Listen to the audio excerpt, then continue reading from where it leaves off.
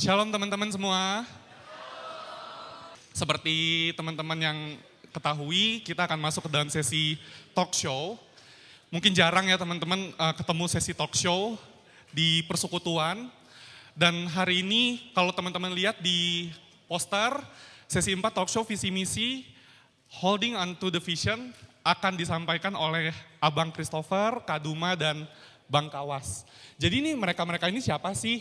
Mereka ini bukan pakar telematika atau supervisi bidang apa gitu. Mereka pernah sama seperti kita. Mungkin adik-adik yang dulu, ada abang-abang kakak-kakak sini yang dulu pernah duduk seperti adik-adik di retret koordinator juga ya. Dulu sempat dibina, jadi kalau ngeliat dari atas ini pasti keinget ya Kak. Dulu kayaknya aku duduk di ujung situ tuh, yang suka-suka ngantuk habis sesi 3 gitu. Ya, terus yang kalau disuruh bangun pagi saat teduh, susah bangunnya, dulu di situ, duduk situ, makanya duduk di belakang gitu ya Kak ya. Jadi hari ini kita santai aja. Abang kakak di sini juga nanti sharing pengalaman atau mungkin tantangan yang pernah mereka nikmati dulu dalam bagian pelayanan mereka yang Tuhan percayakan di kampus kakak-kakak abang ini masing-masing. Dan juga nanti dari kampus mana, dulu pelayanannya seperti apa, nanti biar abang dan kakak sendiri yang akan cerita ke kalian semua. Paling mungkin untuk kesempatan yang pertama aku akan berikan kesempatan untuk Bang Kawas untuk menyampaikan sesuatu ya yang ingin disampaikan oleh Bang Kawas. Shalom semuanya.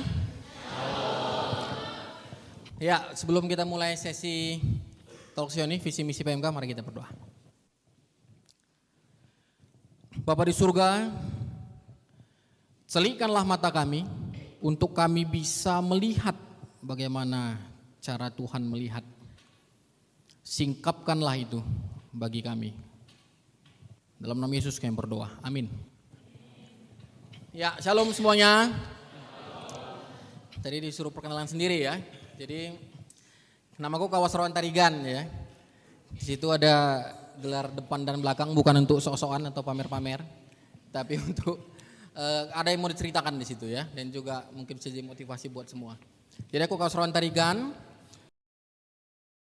alumni STAN 2005, kemudian 2021 studi lanjut ke Pennsylvania State University Amerika, kemudian itu MPA-nya ya, jadi MPA harusnya M.P.A. ya, bukan kayak di buku acara M.PA ya, kayak seakan-akan master PA, tukang PA ya, penelaahan Alkitab. Memang dulu waktu kuliah gitu, ya, kalau baca Alkitab nggak ada ngantuknya, baca buku kulahap semua. Tapi begitu baca buku undang-undang perpajakan ngantuk, ya. Habis itu aku bertobat ya, artinya aku bisa habis-habisan untuk pelayanan mahasiswa, tapi aku nggak terlalu peduli sama kuliahku dulu. Nah, akhirnya nggak kesaksian juga kan, akhirnya baru, padahal IP ku waktu itu nggak rendah-rendah banget ya, 3,3an gitu ya. Tapi dibilang harusnya ketua PMK harus lebih bagus lagi. Mainkanlah kita 3,7, udah bisa lah ya. Nah, jadi tuntutan ya sebagai pelayan itu kan seringkali kita telepon dari kampung ya. Kau lagi di mana? Lagi kelompok kecil mak, ya kan? Enggak usah aneh-aneh kau di sana ya. Belajar kau ke sana ya. Tapi orang yang begitu yang sering dapat larangan dari kampung, seringkali karena gara-gara pelayanan kuliahnya berantakan. Ya kan, sering kan? Tapi kalau bagus dua-duanya, ya kan, mama di kampung pun teruskan, ya. Jadi misionaris pun nggak apa-apa, ya. Jadi aku ngambil Master of Public Administration di sana, kemudian itu Certified of Public Human Resource Management, ya. Pelayanan sekarang sebagai Ketua BPC Perkantas Jakarta. Jadi kami satu tim sama Kak Duma, sama Bang Ito, BPC sekarang. Kemudian sebagai pertua ya, sebagai pentua di GBKP Gereja Batak Karo Protestan Rungkun Bekasi. Kemudian juga sekarang sebagai koordinator Persekutuan Kantor Direktorat Jenderal Pajak. Jadi aku PNS di Direktorat Jenderal Pajak ya. Senang sekali bisa hadir di sini ngelihat teman-teman sekalian ya di camp kepemimpinan ya, di retreat koordinator. Jadi aku berhadapan dengan para ya, pemimpin, leader kampus ya. 17 tahun yang lalu aku juga ada di kursi ini. Jadi aku pertama kali kenal ya, tapi ikut PMK. Tapi pertama kali kenal seluk-beluknya pelayanan PMK itu di KKRJ 7. Dulu ada namanya Camp Kepemimpinan Regional Jakarta 8 tahun 2007. Sekarang ada lagi KKRJ ya. Jadi temanya masih ingat. Aku, visimu, zamanku. Yang pertama dan yang ketiga, aku dan zamanku mungkin bisa berubah, tapi visi Tuhan akan terus sama. Kemudian pelayan di RK 10, panitia inti di RK 11, pembicara salah satu kapsel di RK 13, dan sekarang udah RK 22. Dan ini menjadi satu konfirmasi bagiku bahwa Tuhan sayang pelayanan mahasiswa. Kalau enggak ada RK 22 ini, udah berhenti dari tahun kapan ini. Tapi generasi ke generasi, Tuhan jaga visinya, Tuhan datangkan pemimpin-pemimpin. Ya, dulu waktu KKRJ itu, aku meyakini di sini pelayanan mahasiswa. Kemudian seorang kawan menghadiahkan aku buku, ya, Our Heritage. Dan dulu PKK aku bilang ini buku wajib yang harus kau habiskan. Selama 2 minggu kalau salah ditugasi untuk menghabiskan ini. Begitu ku baca lembar pertama, ku bilang sama abang itu, "Bang, nggak perlu 2 minggu, 2 hari habis ini." Karena begitu tenggelam aku ke dalamnya. Jadi yang belum pernah baca buku ini, jangan lewat 2 minggu untuk menghabiskan ini. Dulu ku ingat, mana orang toko buku Perkantas ya. Dulu ku ingat buku terlaris udah pasti MHB ya kan. Di bawah MHB itu Our Heritage. Bertahun-tahun, tiap tahun. Ya, memang MHB nggak ada yang ngalahin. Tapi yang kedua Our Heritage. Sekarang enggak, makanya nggak tahu kenapa. Sehingga kalau ku dengar ya pelayanan mahasiswa agak turun. Ku tengok buku bacaan bukan Our Heritage lagi yang terlaris. Jangan-jangan ya pekerjaan pelayanan PMK sekarang ini asal dikerjakan ngikut-ngikut tradisi dari dulu kami begini, tapi tanpa lagi mengerti apa esensi, visi dan misi PMK. Ya dulu semangat kami panitia RK 11, kalau bisa RK 11 juga ada Our Heritage-nya. Makanya ini masih kusimpan buku acara RK 11. Tebal nih, setebal Our Heritage.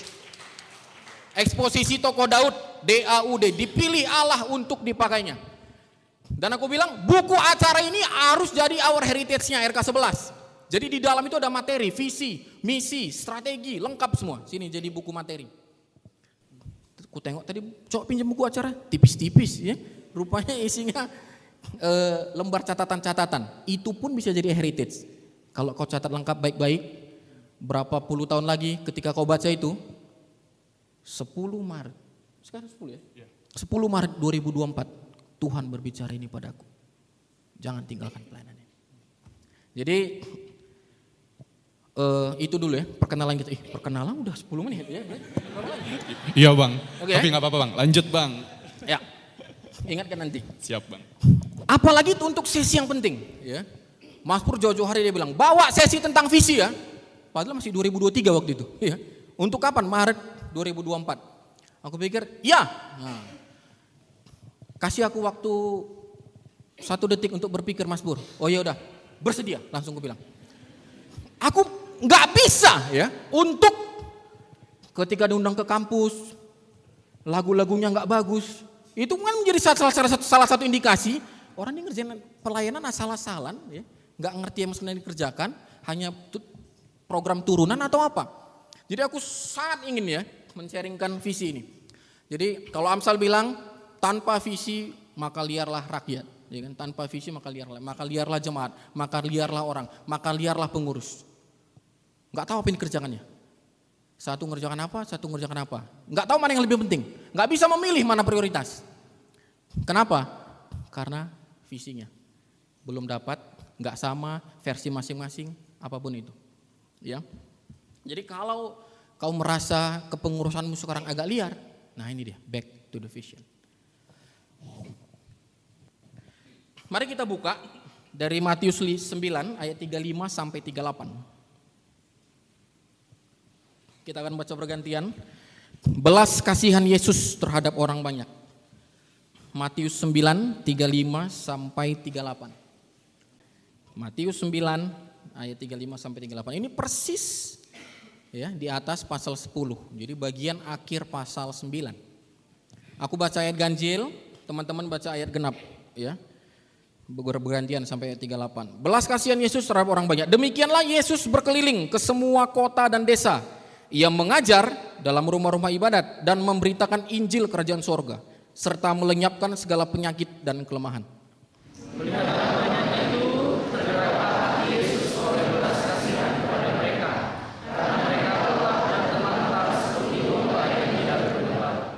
Maka katanya kepada murid-muridnya, tuaian memang banyak, tetapi pekerja sedikit.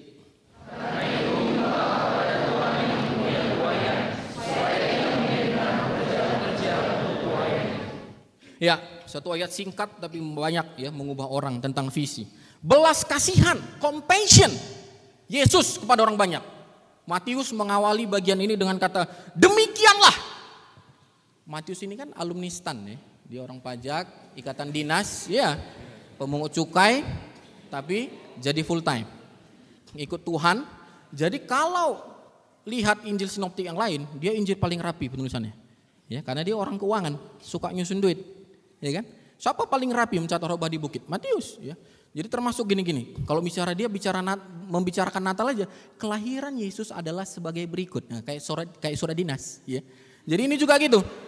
Dia menyimpulkan, ya, pasal 9 adalah babak terakhir fase pertama pelayanan Yesus. Di bawahnya dia sudah mulai panggil 12 rasul dan utus. Jadi demikianlah satu kesimpulan dari Paulus. Apa yang Yesus lakukan? Lihat kata kerjaan di sini, berkeliling, mengajar, memberitakan, melenyapkan. Dan ini sudah Matius awali di pasal 4 ayat 23. Ya, pasal 4 ayat 23 kata-kata yang sama, tapi tanpa demikianlah ya. Apa yang Yesus kerjakan selama 3,5 tahun pelayanannya? Berkeliling, mengajar, memberikan Injil, melenyapkan. Dan ini dia tutup. Yesus lakukan itu. Demikianlah yang Yesus lakukan. Sekarang gimana? Penting kita lihat garis bawah itu ayat 36. Melihat orang banyak itu, tergeraklah hati Yesus oleh belas kasihan. Pertanyaannya, yang lihat orang banyak itu cuma Yesus? Murid-murid gak lihat? Lihat juga kan? Tapi kenapa hanya disatakan Yesus yang tergerak oleh belas kasihan? Disinilah pengertian paling mendasar dari visi. Visi itu kedalaman cara pandang. Kita bisa sama-sama melihat orang, bisa sama-sama melihat mahasiswa. Tapi Yesus melihat itu bukan sekedar orang banyak, itu domba yang harus digembalakan. Murid-murid gak belajar juga. Di kitab yang lain dia bilang suruh aja mereka pulang. Yesus, kamu yang harus memberi mereka makan. Teman-teman, aku gak tahu. Ketika kalian melihat mahasiswa di kampus nongkrong-nongkrong, ketika melihat mahasiswa bolak-balik, kalian lihatnya sebagai apa?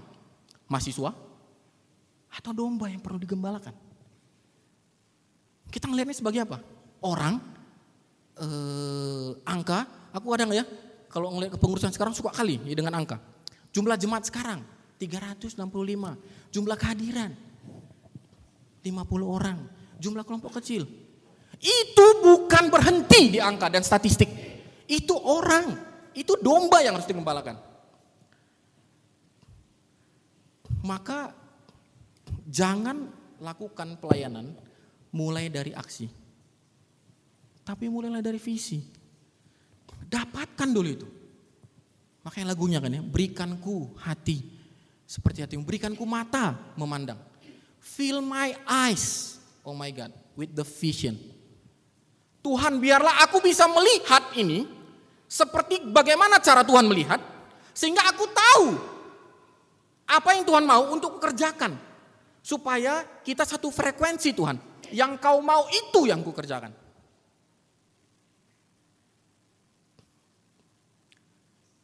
Tergerak hati Yesus oleh belas kasihan, compassion. Ya.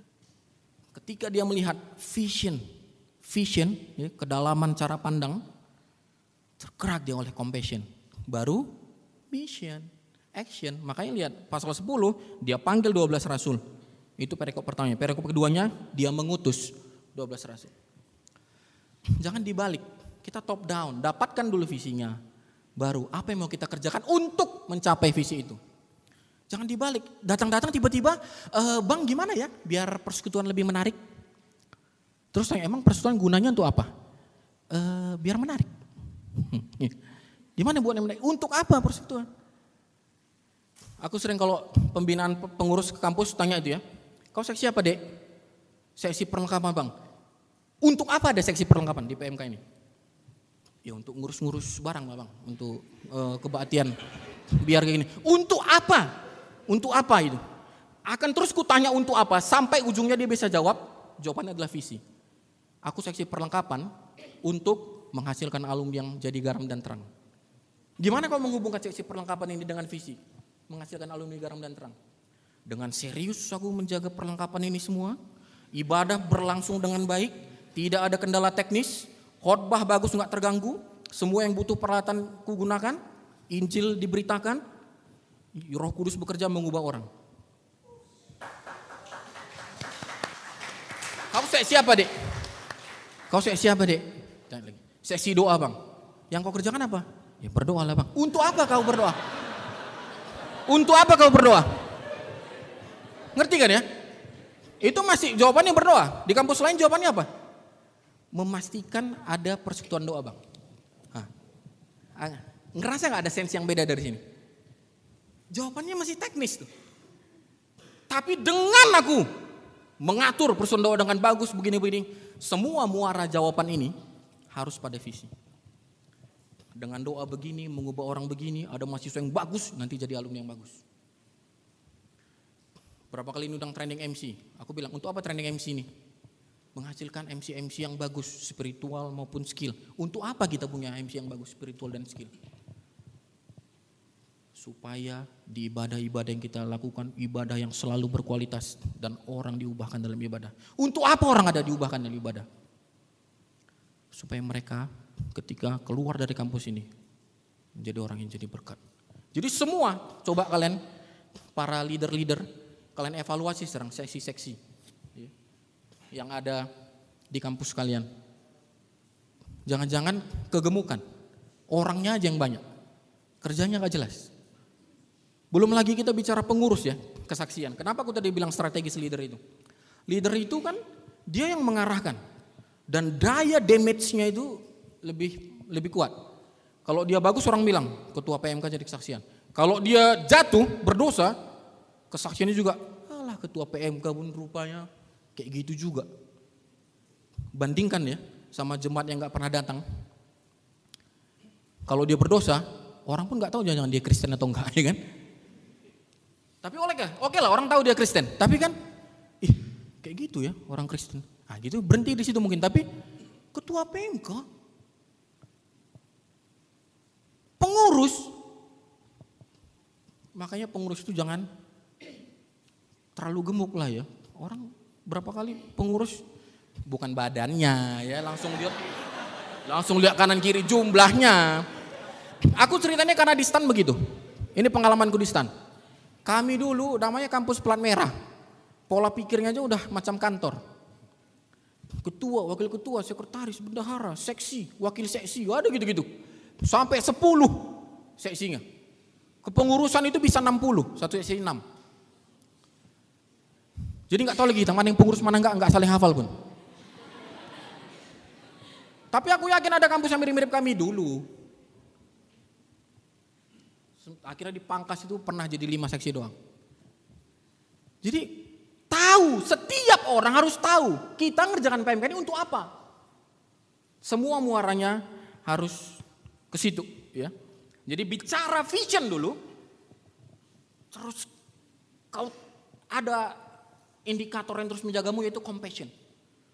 Kalau tadi Bang Niko ngomong ya, saya menangis. Bang Niko ya, udah pulang orangnya kan.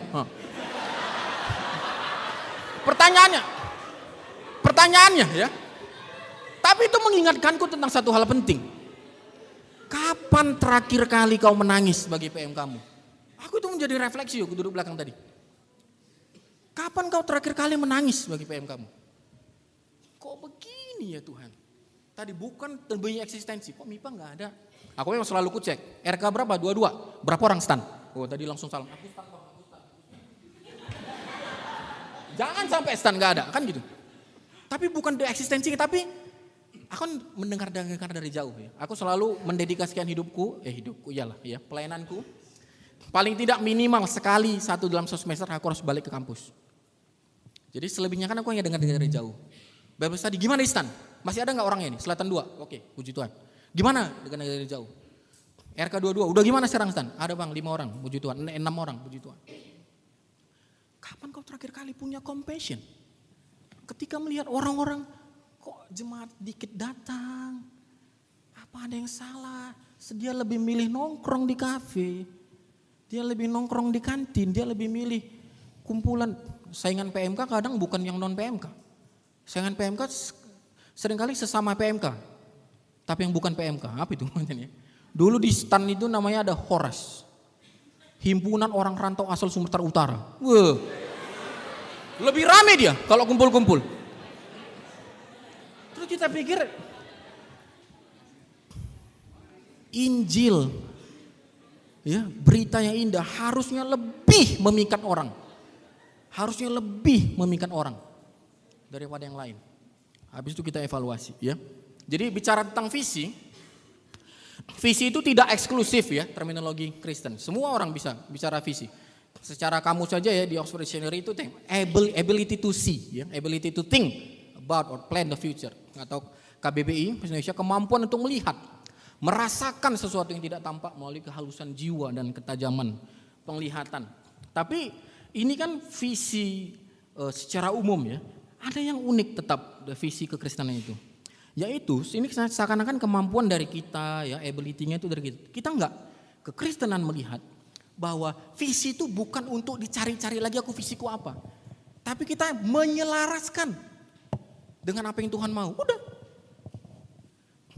Melihat sebagaimana Tuhan melihat. Fill my eyes, oh God. Berikanku mata ya Tuhan. Mementingkan yang Tuhan pentingkan, mengesampingkan yang Tuhan kesampingkan. Jadi dengan visi ya, kita bisa dengan tegas memilih mana yang mau dikerjakan, mana yang enggak, mana yang harus dipertahankan, mana yang enggak. Itu kan konsep mendasar pelayanan kan. Pelayan apa sih? Kenapa disebut pelayanan? Kenapa disebut pelayanan? Karena dikerjakan oleh pelayan. Tugasnya pelayan apa? Cuma satu sebenarnya, mengerjakan apa yang Tuhan suruh. Simple. Tugas pelayan apa? Mengerjakan apa yang Tuhan mau. Sehingga kalau kau kecapean sendiri di PM kamu, kok capek kali ya Tuhan pelayanan ini ya, kok gini ya. Terus Tuhan mungkin geleng-geleng, kau juga yang gak kusuruh kau kerjakan. Kita sibuk ngurusin sana ya, paduan suara, apa, organisasi, ini. Tuhan bilang, apakah itu sesuai dengan visi tadi? Mengubah mahasiswa jadi alumni yang takut akan Tuhan. Semua muaranya harus ke situ. Kalau enggak, udah enggak usah kerjakan. Itu kita bisa tegas. Ya, begitu juga konflik-konflik yang ada di kepengurusan. Beda karakter, beda ini. Dengan visi, yuk kita duduk sama-sama, doa sama-sama. Kita satu visi kan. Kita evaluasi mana yang paling harus kita perjuangkan demi mengubah mahasiswa ini jadi alumni yang takut akan Tuhan. Visi itu menyatukan, visi itu menjawab segala prioritas ya. Kekristenan ya sering disebut dengan double listening atau double seeing ya. Vision itu see the world and listen to his word. Ya, lihat apa kondisi yang Tuhan bukakan. Kampusku, kampus STAN, calon-calon pegawai negeri dari situ. Terus mau aku apakan ya ini Tuhan? Dengar suara Tuhan. Lihat lingkungan, lihat kondisi, lihat sekitar. Terus Tuhan suruh apa? Ya. Secara spesifik visi PMK ya. Bina mahasiswa menghasilkan alumni. Ya kan? Kalau yang belajar cost accounting ya, raw material, work in process, finish good, ya kan? Yang belajar proses produksi ya, teknik industri, bahan mentah, proses, hasil jadinya apa? Mahasiswa masuk dibina di PMK. Keluarnya seperti apa? Itu visi. Menghasilkan alumni yang seperti apa? Kalimatnya bisa macam-macam ya. Beberapa kampus beda-beda tuh, lihat tuh yang paling kanan, kotak kanan. Menjadi garam dan terang. Menghasilkan alumni yang menjadi berkat bagi gereja, masyarakat dan bangsa. Menghasilkan alumni yang menjadi murid atau saksi Kristus. Menjadi alumni yang dewasa dalam Kristus, skill, karakter, knowledge. Menjadi alumni yang berintegritas ya, mampu mengintegrasikan iman dan ilmunya. Imannya kuat, ilmunya juga kuat. Apapun kalimatnya. Ya, ada yang menyatakan ini sebenarnya visi kerajaan Allah. God's kingdom. Kita sedang dalam rangka satu grand narasi bagaimana Allah dirajakan di dunia ini. Dan ada satu definisi yang bagus tentang God's kingdom di situ. God's people in God's place under God's rule. Kerajaan Allah harus hadir di sini. Kapan itu ada? Ada orang-orangnya Allah di tempatnya Allah dan hanya peraturannya Allah yang berlaku di sini. Dan itu kita hasilkan. Kita pengen bangun kerajaan Allah di ekonomi. Hasilkan, hai, ya, FEFE. Ekonom yang takut akan Tuhan. Di mana dia hadir? Ekonominya jadi bagus di situ. Orang-orang teknik, FTFT. Hasilkan alumni-alumni yang menggarami dan menerangi teknik. Aku dulu konflik tajam sama teman. Aku dulu sebelum di stan FTUGM. Cuma karena nggak ada lagi uang dari kampung, pindahlah kau ke kampus gratis, langsung kau pegawai negeri. Ku tinggalkanlah ya FTUGM itu, masuk stan aku. Tapi kami tetap berhubungan sama orang-orang di PMKT. Banyak temanku teknik itu, dia kerjanya di bank. Ya, yang di yang depan bingung dia. Banyak anak teknik kerja di bank ya. Sorry ya, tidak mendeskripsikan salah satu panitia. Tapi ya dulu aku begini, agak-agak gara-gara ini api yang menyala-nyala ya. Tapi akhirnya setelah itu kami sama-sama bertobat ya. Aku bertobat, dia bertobat. Bertobatnya begini, aku dulu bagiku nggak bisa gitu orang nyimpang-nyimpang kuliah teknik, kerja di bank. Bank kan jurusan apapun diterimanya. Apalagi IPB, Institut Perbankan Bogor. Ya. Mau pertanian, mau perikanan, mau masuk bank, semua kerja bank. Temanku ini teknik sipil dia. Ya, teknik sipil. Ku tanya, kerja di sebut merek enggak ya? Enggak salah, BRI ya. Nah. Dia kerja di BRI. Sampai ku giniin, ku sinisin gitu kan. Emang kurang bagus ya konstruksi BRI itu gitu. Konstruksi beton BRI kurang bagus sehingga dia butuh teknik sipil. Dia marah besar. Dia bilang, "Gak ada hakmu ngomong begitu. Kalau memang Tuhan pimpin aku pekerjaan di sini." Aku bilang, "Jalanan rusak sana, rusak sana." Ditanya, "Mana anak teknik sipilnya?" Di BRI. Tapi aku bilang, "Enggak." Tapi akhirnya karena kami kawan kan berani saling gini. Apakah itu memang betul-betul kau doakan panggilan, bukan sekedar cari kerja, tapi memperbaiki, menghadirkan kerajaan Allah di situ. Ada misi tertentu yang harus kau kerjakan di situ.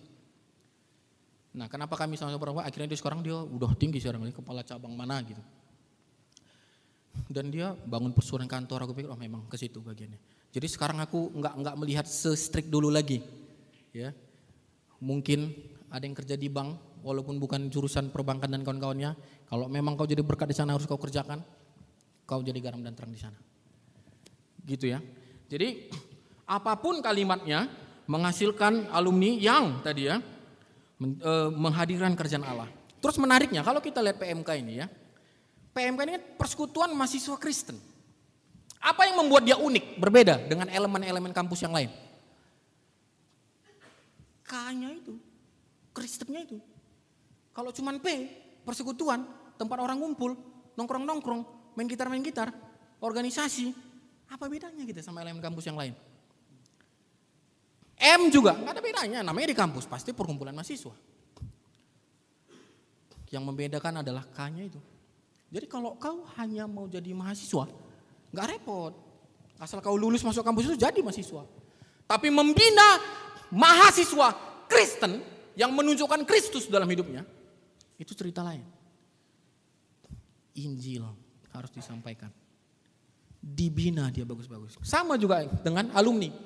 Apa yang membedakannya nanti? PAK, K-nya itu persekutuan, ya, organisasi. Alumni. Kau kalau mau jadi alumni, ya, asal kau duduk bagus-bagus, nggak bodoh-bodoh kali, pasti jadi alumni. Yakin? Ya kan? Janganlah bodoh-bodoh kali, ya kan? Duduk, nggak buat masalah, jadi alumni. Tapi alumni Kristen nggak? Alumni yang jadi garam dan terang nggak? Alumni yang jadi berkat nggak? Itu yang membedakan PMK dengan yang lain. Teman-teman tahu keunikan PMK. Dulu kami itu keunikan itu satu paket. Visi PMK, misi PMK, keunikan PMK.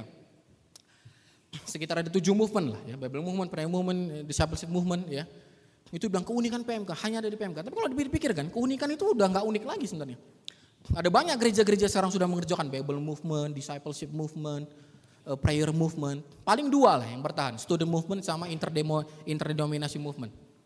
Sebagai ciri kita. Tapi selebih itu, tapi apa yang membuat PMK tetap unik? Dan memang PMK harus tetap unik. Kembali ke visi. Hanya PMK, pelayanan dengan visi, membina mahasiswa Kristen, menghasilkan alumni yang jadi berkat, jadi garam dan terang. Makanya strategisnya ya mahasiswa ini, kaum intelektual, jiwa muda, semangat. Makanya kan 2 kalimat yang sering aku dengar dalam pelayanan mahasiswa, slide tadi, pojok kiri atas, student today, leader tomorrow. Itu gerakan semboyan pelayanan mahasiswa sedunia. Sekarang kita mahasiswa, tapi kita sedang menghasilkan leader sebenarnya. Visi kita. Atau itu, change the university and you change the world. Kalian mau mengubah dunia? Sebenarnya gampang, simple melakukannya.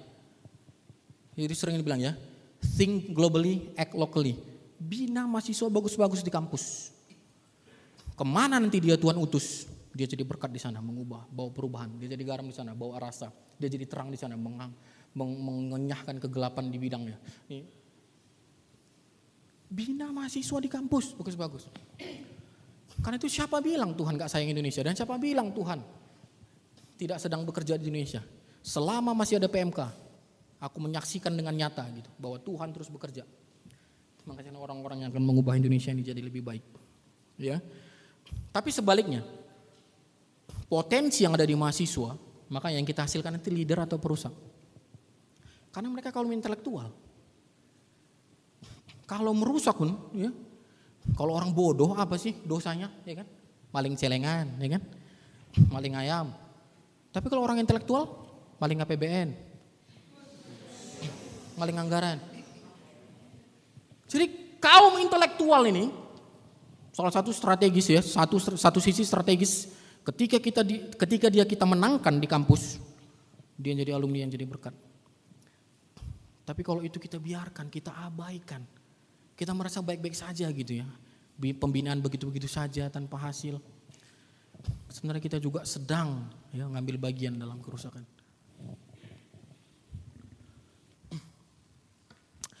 Jadi apapun itu ya, itu menjadi visi tadi menghasilkan alumni yang jadi garam itu menjadi salah satu garis lurus kita dalam memilih-milih prioritas. Sekali lagi, jangan bergerak dari program. Ya, kadang kepengurusan baru, gimana ya kita mau ngerjakan apa ya? Ini kan dulu bereskan, ya. Analisis PMK kita, Tuhan mau apa yang kita kerjakan di sini? Baru pikirin. Dan visi lah, ini ya salah satu ini aku sharing dari PMK Stan. 2007 ya, aku ketua. Pertama kali kami berani untuk menyatakan tidak atau menghapuskan program yang namanya pentas seni. Dulu itu PMK Stan senang kali dengan namanya pentas seni. Ngundang artis, ngabisin dana banyak, SDM banyak, pokoknya anggaran banyak. Sehingga kadang ya, kalian kok udah 3 minggu gak jalan kelompok kecilnya, sibuk nyiapin pensi bang. Berarti ada yang salah nih. Akhirnya kami berani untuk, langsung sampai alumni pun turun. Kok gak ada lagi seorang pensi PMK Stan? Kok gak ada lagi sekarang gini-gini? Ya Tuhan, kuatkanlah aku untuk menjawab pertanyaan-pertanyaan ini dengan visimu. PMK Stan bukan sedang ingin menghasilkan orang-orang yang jago musisi, jago nyanyi. Sehingga gara-gara menciptakan momen event satu hari itu, harus mengorbankan persekutuan Jumat, mengorbankan kelompok kecil, mengorbankan itu. Kita bisa ganti yang lain untuk mengasah talent-talent orang ini. Talent show, digilir untuk persekutuan Jumat, vokal grup siapa nyanyi, musisi siapa tampil. Tapi sorry, untuk tahun ini kami nggak adakan dulu pentas seni. Karena kami tahu ada prioritas yang lebih penting. Termasuk ketika ada yang bertanya, ya Bang, kira-kira menurut Abang aku pelayanan di mana ya? Nah, ini masih mending ya pertanyaannya, agak lumayan. Pelayanan di mana ya? Dibanding, Bang aku melayani enggak ya? Kayak ada gila-gilanya ya kan? Bang aku pelayanan enggak ya? Ambil pelayanan ini enggak ya? Tapi Bang aku melayani di mana? Masih mending. Aku enggak akan ragu untuk bilang, kau sekarang di mana? Kampus. Pelayanan mahasiswa. Kenapa? Kita sekarang kan cuma 3-5 tahun di kampus. Mahasiswa itu gak akan berulang. Walaupun ya, tapi kan S2 Bang, S3. Wih, itu udah hitungannya udah alumni. Aku S2 ya di Amerika mau ikut intervarsity sana, selalu gak pernah cocok waktunya. Karena kan dia pasti patokannya anak sarjana. Program kerjanya sarjana. Program pendidikan sarjana. Waktu dia kabupaten Jumat, jam kuliah kami. Ya itu gak akan berulang ini 3-5 tahun di kampus. Sehingga kalau kau lewatkan ini gak akan bisa kau ulangi. Tapi Bang gereja butuh paduan suara. Gereja ya sampai kau mati kau bisa pelayanan di gereja. Tapi kau pelayanan di kampus jadi pengurus cuman bisa sampai wisuda. Paduan suara sampai kau opung-opung ada paduan suaramu. Sehingga kita kan tahu memprioritaskan yang mana demi visi tadi. Memang kapasitas orang kan beda-beda. Ada yang dia sanggup ya jadi ketua di gereja, jadi ketua di PMK, jadi ketua di mana. Tapi lihat, asal jangan ya musuh the best bukan the worst, tapi terlalu banyak hal yang good. Gak ada yang terbaik jadinya. Sana ya so-so, jadi di gereja so-so, di kampus so-so. Karena semua mau dipeganginya, semua mau dikerjakannya. Kalau kau mencari prioritas di masa-masa mahasiswa, aku sampaikan, mahasiswa. Makanya tadi aku memunculkan, aku bukan mau ingin pamer atau enggak. Kami kan di GPKP juga pertua enggak selamanya, ya. Tapi aku terpilih sebagai pertua, penatua, tua-tua yang enggak tua. Nah, aku pertua paling muda, 2017 pertama aku dipilih, dan ini periode kedua. Kenapa? Itu jadi kayak balasanku kayak dulu memang aku memproteskan PMK. Tapi alumni PMK yang sudah menikmati banyak dari PMK balik ke gereja asal. Jadi berkat di gereja asal ini. Walaupun banyak makan hatinya, tapi kapan lagi? Siapa lagi yang ngubah gereja itu? Kita udah nikmati kekayaan PMK itu. Pengajaran bagus, kelompok kecil bagus. Padahal gereja suku, gereja kampung kita gitu-gitu aja. Balik gereja. Jadi itu di mana pengolahannya, pendidikannya, pembinaannya? PMK. Ya. Jadi bukan gara-gara aku ngomong di RK terus bilang, kamu mahasiswa, nanti kalau aku pembinaan ke pengurus pemuda gereja. Enggak, di gereja pun aku bilang, kalian pengurus-pengurus gereja ini, kalau kalian mau dapat makanan yang bernutrisi bagus, pengajaran yang bagus, bagaimana juga dinamika pelayanan, kalian harus aktif juga di kampus, PMK kampus. Ya. Next. Visi tadi ya akan cuman tinggal mimpi kalau nggak ada misi ya.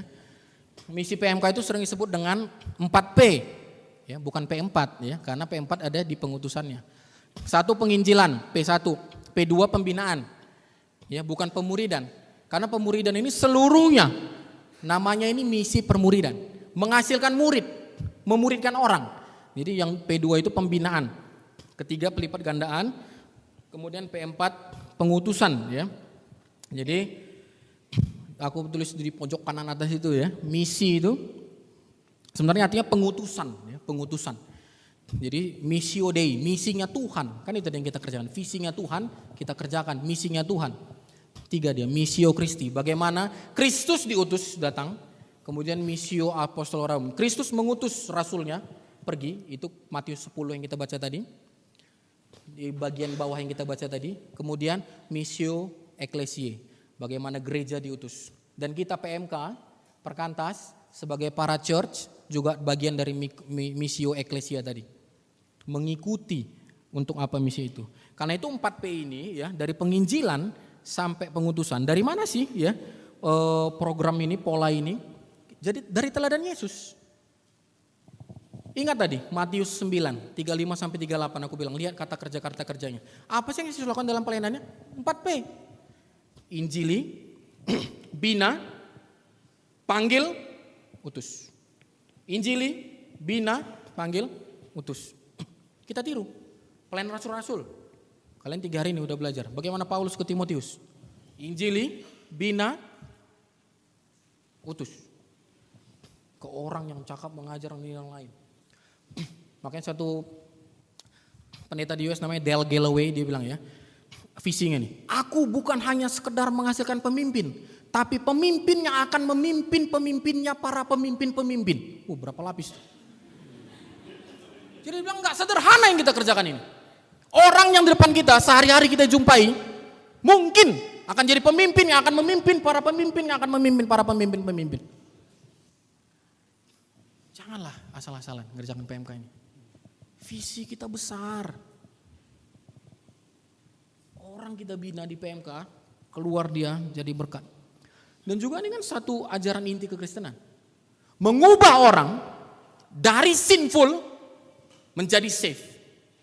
Dari natur dosa, dari kondisi berdosa menjadi diselamatkan. Tapi kau berhenti sampai di situ? Ya, enggak sempurna kalau kau berhenti di situ. Tapi sinful, safe, send. Diutus. Sinful, safe, send. Kerjakan lagi. Mengubah orang jadi sinful, safe, send. Kerjakan lagi. Jadi inilah intisarinya, kemudian para founding father, perumus ini udah turun menurun tahun menahun, akhirnya mempolakan misi PMK begini. Ya, dan ini juga bukan serial ya. Kadang-kadang PMK ini fokusnya sekarang ke P1 dulu.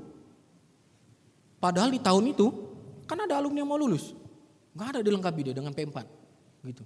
Tapi ini tuh ya, dia cycle. Persentase boleh lah, semester ganjil porsi PI lebih besar, setuju. Tapi ada juga P2, P3, P4 di situ. Anak mahasiswa baru, emang dia nggak butuh tema-tema P4, Christian Worldview. Aku salah jurusan nggak bang? Nah ini jawabannya P4 ini. Ya, jadi semester genap, mungkin kurangi porsi PI-nya gitu ya, porsi-porsi boleh lah. Tapi bukan berarti fokus ke satu menindakkan yang lain. Dan ini bisa dikerjakan dalam 3 hal ya, secara pribadi, kelompok kecil, kelompok besar. Mana yang paling bagus? Ya. Semua punya plus minusnya ya. PI pribadi, Yesus lakukan, perempuan Samaria ya, ke Nikodemus. Tapi kekurangannya apa? Kita butuh berapa orang ya, kalau untuk PI pribadi mahasiswa baru 300 orang masuk. Ya, pesan besar, ada bagusnya nggak? Bagus, sekali bina ini bisa semua. Pilih pembicara yang bagus, sekali tantang semua ya. KPI, camp, PI, RPI, retreat, 3 hari, PI. Tapi kekurangannya apa? Follow up kurang ya. Orang angkat tangan, pulang berdosa lagi. Tapi ya, kadang itu keuntungan kelompok kecil, makanya sering disebut backbone ya, tulang punggungnya PMK. Personalnya dapat karena kelompoknya kecil, tidak terlalu besar. Tapi juga dinamika persatuannya ada. Dia bukan sendiri. Dia ya 5 ini saling menajamkan. Saling begitulah ya. Pembinaan juga begitu. Tapi lakukan 3-3-nya. Ya, karena masing-masing punya keuntungan kelebihan. Pembinaan, pelibatan juga begitu ya. Pengutusan juga dengan mentoring mungkin. One on one. Tapi juga dengan kelompok kecil. Juga dengan kelompok besar seperti ini ya. Nanti lebih jelas mungkin dalam sesi-sesi yang lain. Jadi tapi ingat, pintu utama itu P1.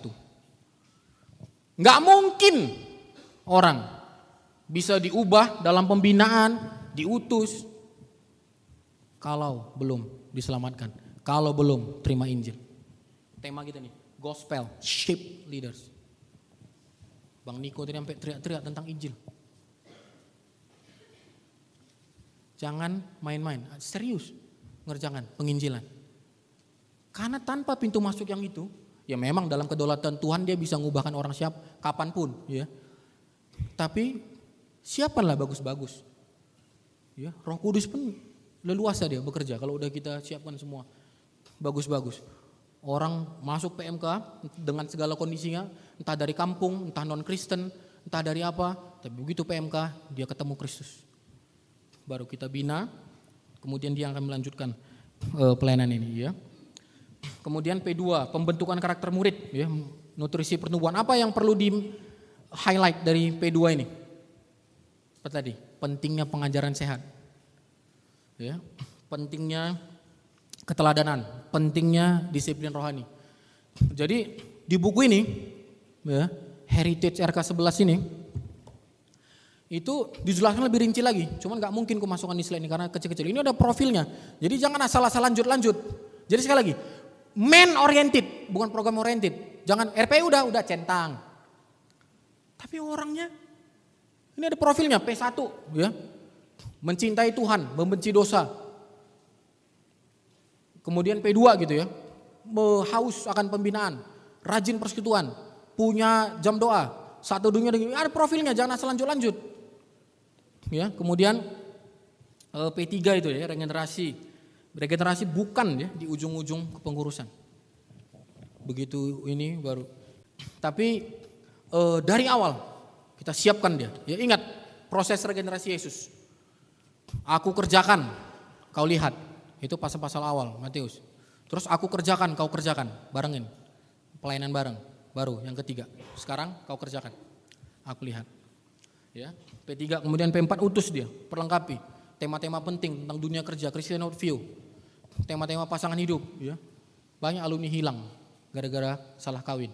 Ya. Jadi penting juga tema-tema ini. Hancur semua pembinaan 3-5 tahun. Ya. Selingkuh, apa-apa semua gara-gara nggak beres masalah percintaan ini. Ya, perlu juga itu disampaikan.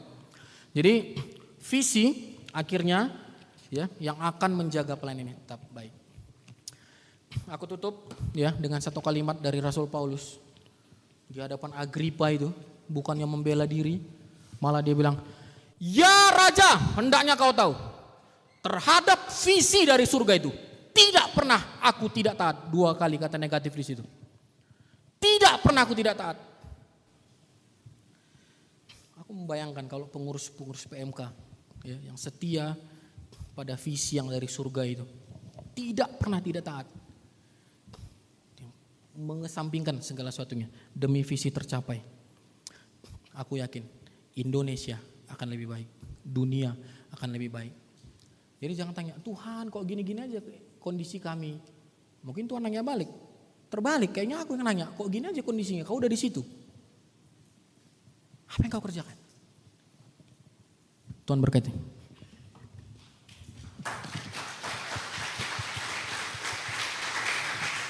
Ya, terima kasih sharingnya Bang Kawas, sungguh super sekali ya teman-teman ya. Super sekali. Kembali diingatkan tentang visi misi PMK. Ya, seperti yang tadi aku sampaikan di awal, hari ini adalah sesi talk show, jadi dari teman-teman nanti kalau ada pertanyaan, nanti dari sini aku buka kesempatan untuk teman-teman secara interaktif bila ingin mengajukan pertanyaan. Dan juga sebenarnya dari panitia sudah menyediakan slide-u, bisa dilihat ya di layar, itu ada slide-u, bisa di-scan atau masukkan code-nya.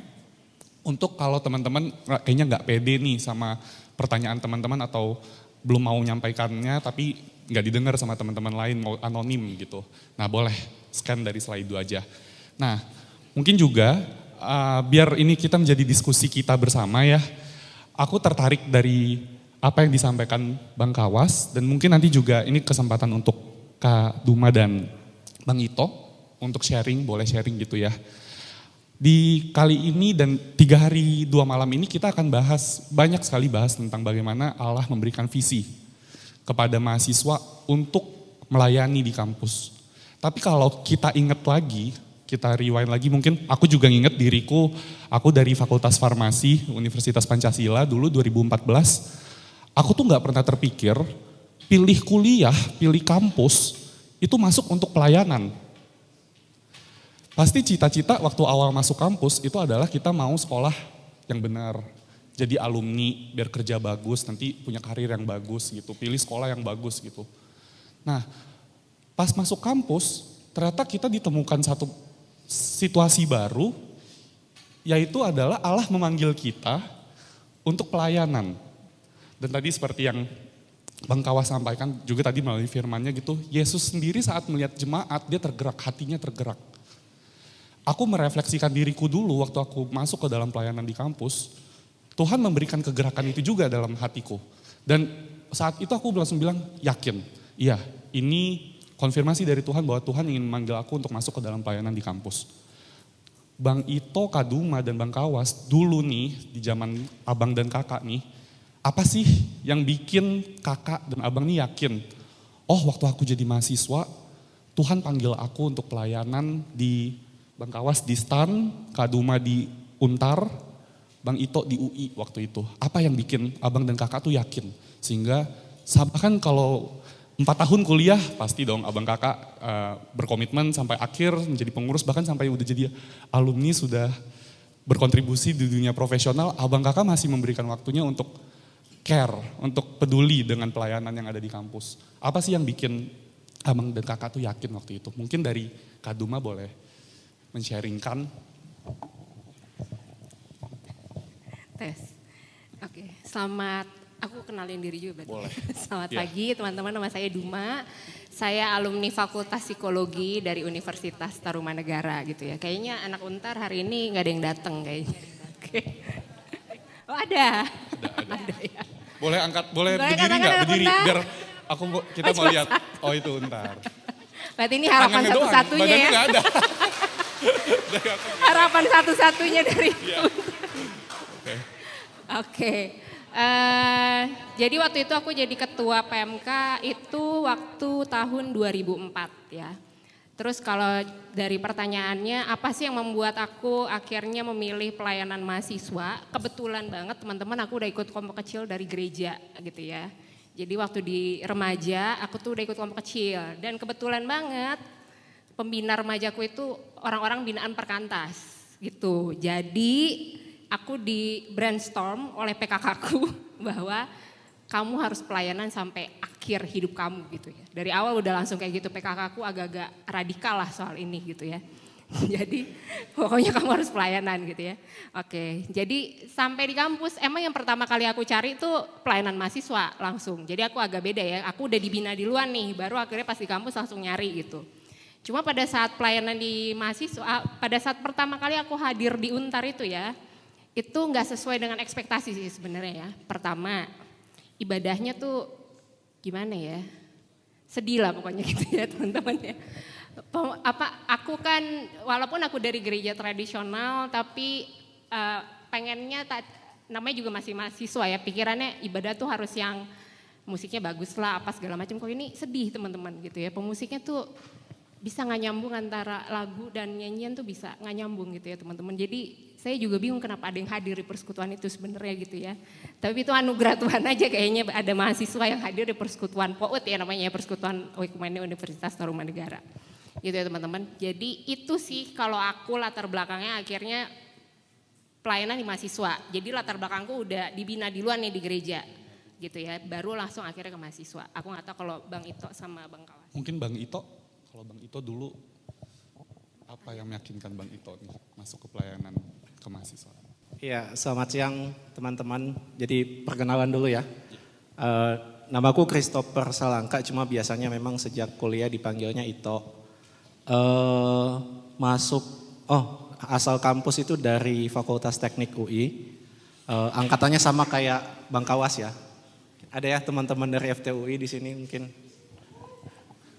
Dulu RK-nya bareng nggak sama Bang Kawas? Ya? RK-nya bareng? Bareng. Kami KKRJ bareng, RK juga bareng. Oke. Jadi waktu itu memang kami cukup aktif di pelayanan. Kebetulan istriku juga mantan ketua RK gitu. Jadi kami Ketemunya di RK sama-sama Bang? lah. Hah? Ketemunya di RK? Ketemu istri juga di RK? Oh enggak, sebelum itu kan. Oh, Mas di sebelum kampus itu gitu. Udah ada ininya ya. Siapa tahu pertemuan pertama di RK ternyata. Ya ada juga sih mungkin ya. Ya kalau dari pertanyaannya apa yang ini ya menyebabkan ini. Mungkin mirip dengan Bang Kawas, kalau aku juga berasal dari daerah gitu. Jadi waktu SMA masih di Manado, di Sulawesi Utara. Kuliah masuk UI. Sama tadi, jadi orang tua semua kita fokusnya itu cuma untuk inilah kuliah, udah masuk UI gitu loh. Terus cari nilai tinggi. Di situ aku pun belum pernah saat teduh. Jadi belum pernah doa. Memang agak beda, lebih bandel lah, berandal gitu. Nah di masa-masa itu memang waktu pertama kali datang biasalah kalau tiap jurusan tuh kan ada himpunannya masing-masing gitu. Jadi bukan cuma di PMK tapi waktu kita masuk kan ada juga gitu mentor di tiap-tiap jurusan. Jadi waktu kumpul jurusan ada mentor jurusan, waktu kumpul PMK adalah nih calon PKK kun yang inilah samperin, ajak diskusi. Ya, waktu itu kami cowok-cowok kalau misalnya dengan mentor, wah ada mentor kakak kelas, ada yang cewek cantik, semua pada ke situ gitu. Terus tiba-tiba ke PO, wah siapa nih cowok ini nih deket-deketin terus, nanya-nanyain terus gitu. Awalnya masih agak kagok karena masih pertama kan. Tapi itulah keunikan PMK, jadi kalau aku banyak mendapat perubahan lewat hal itu. Jadi dapat Injil, sebenarnya terima Tuhan sudah sejak waktu masih sekolah.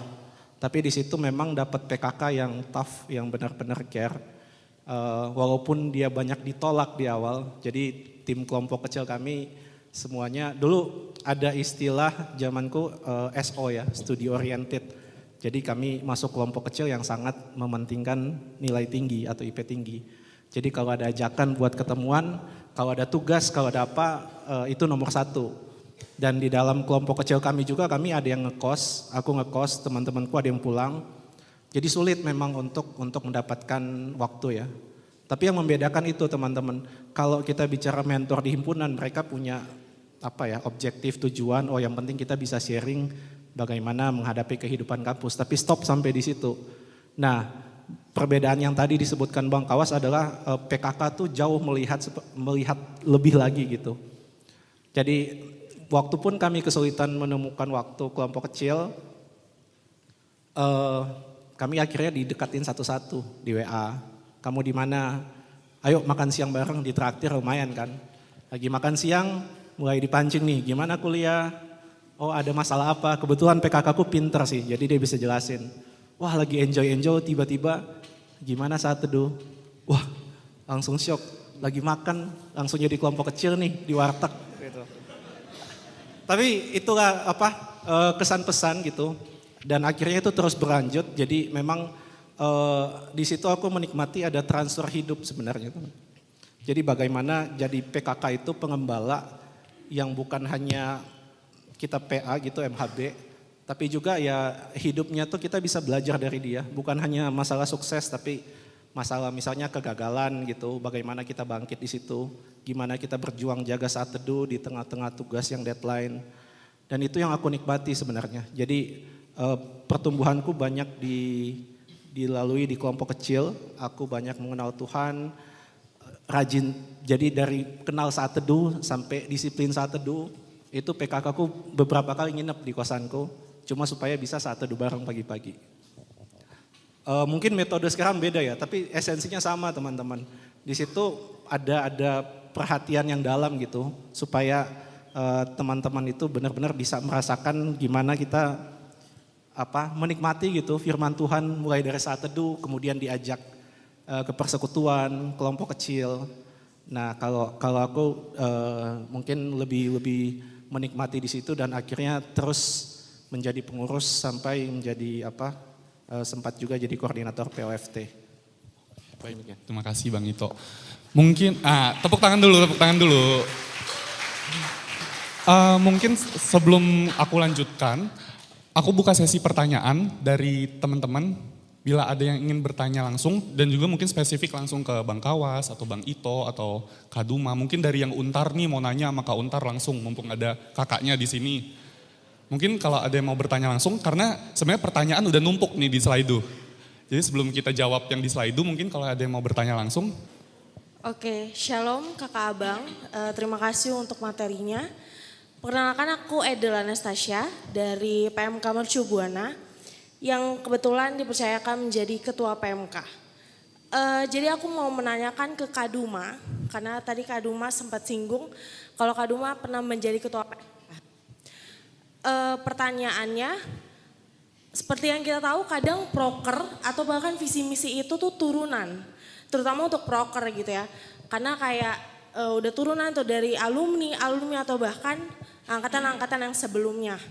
Jadi ketika kepengurusan baru ingin membuat satu gerakan baru atau mungkin proker terbaru, suasana baru lah untuk setiap jemaat, para alumni atau mungkin angkatan-angkatan sebelumnya merasa wah ini melanggar adat istiadat karena istilahnya proker itu udah turunan gitu kan. Jadi pertanyaanku, apakah Kak Duma pernah menangani atau mungkin relate nih dengan keadaan ingin membuat gerakan baru tapi ditentang oleh ya angkatan-angkatan sebelumnya. Dari Kak Duma sendiri kalau mungkin pernah mengalami hal tersebut, gimana sih Kak caranya perubahan itu tetap terjadi tapi tanpa ditentang oleh setiap jemaat atau mungkin alumni-alumni yang ada? Itu pertanyaan aku, terima kasih. Terima kasih. Boleh mungkin langsung jawab ya Kak Duma. Sorry, tadi namanya siapa? Dengan nama? Edel Anastasia. Edel dipanggilnya. Edel. Oke, Edel. Jadi kalau visi persekutuan secara organisasi setahu aku dari awal persekutuan itu dibuat sampai nanti pada akhirnya sama gitu ya teman-teman ya. Jadi namanya visi, kita mengaminkan bahwa dulu para tetua-tetua kita sudah mendoakan itu dengan sungguh bahwa inilah visi untuk organisasi mahasiswa kita gitu ya, untuk persekutuan mahasiswa kita. Jadi kalau saya waktu itu ya sudah, memang visinya itu, mungkin aku bacain juga ya visi POUT ya. Jadi visi POUT itu diambil dari Kolose 1 ayat 28, dialah yang kami beritakan apabila tiap-tiap orang kami nasihati dan tiap-tiap orang kami ajari dalam segala hikmat untuk memimpin tiap-tiap orang kepada kesempurnaan dalam Kristus. Nggak ada yang salah dari visinya gitu ya teman-teman. Visinya kita aminkan bahwa itu adalah untuk selamanya. Aku nggak tahu kalau nanti dalam perkembangan zaman ada perubahan gitu ya. Pada saat itu kondisinya POUT itu kelompok kecilnya sangat minim ya, sangat sedikit sekali gitu. Jadi mengalami penurunan yang drastis lah waktu itu persekutuan Untar, sangat drastis sampai untuk cari PKK pun sulit gitu ya teman. Untuk cari pengurus pun sulit lah waktu itu awal-awal gitu ya. Nah terus mau nggak mau berarti kan harus ada perubahan nih seperti kamu bilang. Gimana sih caranya supaya akhirnya POUT ini pelipat gandaan kelompok kecilnya tetap berjalan gitu ya. Terus akhirnya adalah memang alumni yang turun lah. Ini kenapa nih? Kenapa kalian jadi menurun? Pasti namanya alumni kan concernnya begitu ya. Kenapa kalian menurun? Dulu saya gitu. Itu kan biasa ya. Dulu saya kayak gini itu biasa gitu. Tapi ya sudah, waktu itu pun saya tidak berharap juga jadi ketua ya teman-teman. Karena ada satu orang lagi yang dipersiapkan sebenarnya jadi ketua gitu ya. Orang ini benar-benar sudah disiapkan lah. Jadi sebenarnya alumni pun kaget saya jadi ketua gitu. Kok dia yang kepilih gitu ya. Jadi bukan orang yang diharapkan sebenarnya buat jadi ketua gitu ya, yang diharapkan orang lain yang lebih kuat lagi lah, lebih alfa lagi daripada saya gitu orangnya gitu ya. Jadi dialah yang layak untuk jadi ketua gitu ya. Tapi ya gimana ya teman-teman ya, waktu saya jadi ketua akhirnya saya ya udah ini yang sudah dipercaya, saya juga tadinya nggak mau jadi ketua gitu, nggak ada yang enak jadi ketua ya teman-teman jadi ketua ya, nggak ada yang enak kan ya jadi ketua ya. Ketua tuh posisi paling tidak menyenangkan sebenarnya dari semua posisi yang ada gitu ya. Karena teman-teman itu yang menjaga visi dan menjaga apa ya teman-teman pelayanannya gitu ya. Jadi teman-teman tuh harus strong gitu ya untuk supaya gimana sih pelayanan ini tetap berjalan karena teman-teman jadi ya tombak utamanya lah gitu ya. Jadi waktu itu pada saat itu ya udah saya harus kompak dulu nih sama pengurus saya. Itu kuncinya ya. Kalau saya waktu itu kuncinya begitu ya. Jadi saya harus kompak dulu sama tim inti saya supaya program-program saya yang mendukung visi ini bisa berjalan dengan baik. Jadi pada saat alumni datang, kita juga kompak nih jawabnya gitu ya, bahwa inilah yang memang sudah sesuai konteks. Kan alumni kan konteksnya zaman dulu, zaman teman-teman kan juga kan pasti konteksnya beda gitu ya, pasti teman-teman punya jalan keluar yang berbeda lagi lah untuk persekutuan teman-teman. Jadi waktu itu kita benar-benar pikirin memang secara konteks, ya udah ini yang paling sesuai, jadi kita bisa pertanggungjawabkan itu ke alumni. Tapi itu udah biasa ya teman-teman, namanya alumni ya ada aja yang seperti itu. Dan biasanya kita juga pasti menggerutu dalam hati lah segala macam, tapi intinya menurut saya visinya itu tadi seperti Bang Kawas bilang top down, itu teman-teman pengurus harus nangkep betul sih, bahwa visi ini emang harus dijalankan dengan benar gitu, bahwa kita harus jalanin visi ini nih gitu. Harus kompak itu rasanya alumni juga tahu deh, maksudnya kalau emang orang pengurus ini memang menjalankan visinya dengan benar, mereka juga menerima gitu ya teman-teman ya. Tapi jangan sampai pada saat alumni datang teman-teman juga jawabnya A, I, U, E, O gitu ya. Susah juga gitu ya. Jadi teman-teman juga harus, tadi visi itu benar-benar di pengurusan tuh harus dapat banget gitu ya. Teman-teman, kalau nggak dapat banget itu susah gitu. Jadi teman-teman harus pastikan semua pengurus teman-teman kita tuh menangkap visi itu dan juga kelompok kecil menangkap hal yang sama untuk visi kita juga. Gitu. Jadi semuanya harus sejalan gitu supaya ya terjadi dan akhirnya kelompok kecil berjalan, pelipat ganda berjalan, pengurusan juga akhirnya berjalan, semuanya berjalan. Gitu. Kalaupun di dalamnya ada konflik segala macam ya memang pasti selalu terjadi konflik gitu ya.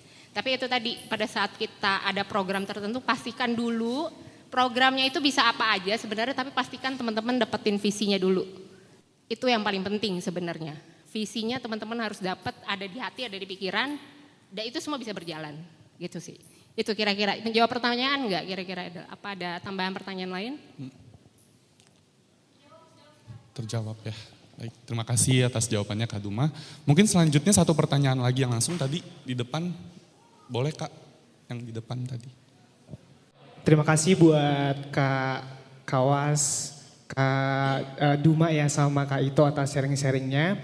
Izin memperkenalkan diri, saya Samuel Sitohang dari VIA UI. Di sini saya ingin menanyakan berbicara mengenai aksiologi pelayanan. Kita berbicara mengenai nilai apa yang pengen kita sampaikan ke jemaat, value apa yang ingin kita bawa ke jemaat. Of course, nilai yang akan kita bawa adalah our God's value. Tapi terkadang ini menjadi pertentangan ketika our God's value itu kontradiksi dengan personal value dari jemaat itu sendiri.